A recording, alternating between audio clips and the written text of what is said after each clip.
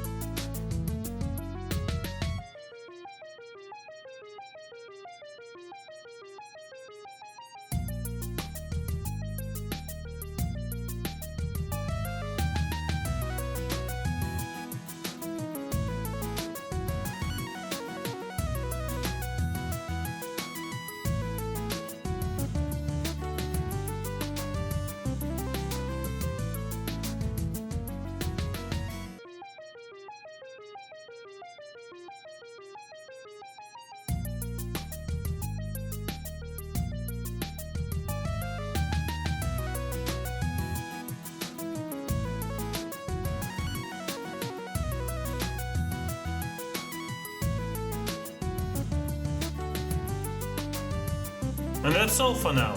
Do your homework, and I will see you in the next lesson.